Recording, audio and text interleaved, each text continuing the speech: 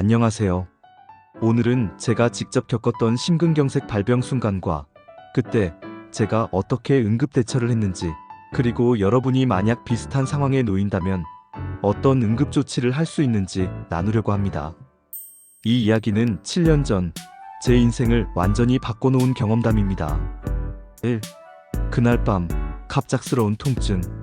7년 전 어느 날 저는 회식 후 늦은 밤에 집으로 돌아왔습니다. 평소처럼 씻고 잠자리에 들었는데 한밤중에 갑자기 가슴이 심하게 조여오는 듯한 통증이 몰려왔습니다. 처음에는 단순한 소화불량인가 싶었습니다. 하지만 곧 호흡이 가빠졌고 숨을 아무리 깊게 들이쉬려 해도 제대로 쉬어지지 않았습니다. 식은땀이 비 오듯 쏟아지고 몸이 축 늘어지듯 힘이 빠졌습니다. 그 순간 제 머릿속에는 한 가지 생각이 스쳤습니다. 이거 그냥 넘기면 큰일 나겠다.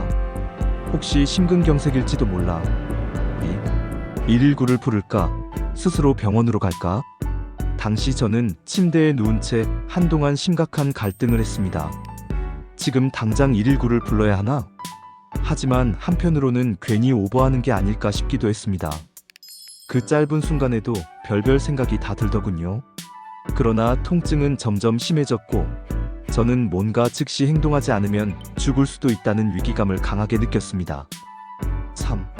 혼자서 했던 응급조치. 그 순간 제가 떠올린 건 몇 가지 응급처치 방법이었습니다. 완벽한 대처는 아니었지만 그때 제가 실제로 했던 일입니다. 물 한 잔 마시기. 일단 주방으로 나가 물을 한 모금 마셨습니다. 목이 바싹 타들어가는 느낌이 있었고 혹시라도 체해서 그런 건 아닐까 싶었기 때문입니다. 합곡혈 지압하기. 손등, 엄지와 검지가 만나는 지점에 있는 혈자리, 합곡혈을 양손으로 강하게 눌렀습니다. 당시에는 정확한 의학적 근거는 몰랐지만 순간적으로 통증 완화에 도움이 될까 해서 시도했습니다. 기침하기. 심장이 멎을까봐 인터넷에서 얼핏 봤던 강하게 기침을 해서 심장을 자극하는 방법을 떠올렸습니다. 실제로 효과가 얼마나 있었는지는 모르지만 당시에는 그 방법밖에 생각나지 않았습니다. 이런 행동들이 생명을 연장시켰는지는 알 수 없습니다. 하지만 적어도 뭔가 하고 있다는 심리적 안정감을 줬던 건 사실입니다. 4. 결국 병원으로 향하다. 잠시 후 저는 결심했습니다. 이대로 있다간 위험하다. 병원으로 가야 한다. 급히 옷을 걸쳐 입고 곧장 집을 나섰습니다. 택시를 타고 응급실로 향하는 그 몇 분이 제 인생에서 가장 길고 무거운 시간이었습니다. 택시 안에서 계속 가슴을 움켜쥐고 혹시라도 의식을 잃으면 어쩌나 하는 공포와 싸웠습니다. 병원에서의 진단. 응급실에 도착하자마자 의료진은 곧바로 심전도와 혈액 검사를 했습니다. 그리고 바로 들려온 말. 심근경색입니다. 바로 시술 들어가야 합니다. 그날 저는 응급으로 스텐트 시술을 받고 가까스로 살아날 수 있었습니다. 만약 그날 제가 조금 더 늦게 병원에 갔다면 지금 이 이야기를 하고 있지 못했을지도 모릅니다. 6. 혼자 있을 때 할 수 있는 응급조치 정리. 저의 경험을 통해 혹시라도 비슷한 상황이 올 수 있는 분들을 위해 몇 가지 정리해 드리겠습니다.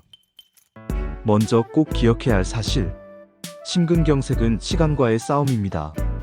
스스로 하는 응급조치는 어디까지나 병원에 도착하기 전까지의 임시 대응일 뿐 절대로 구급차 호출을 미뤄서는 안 됩니다.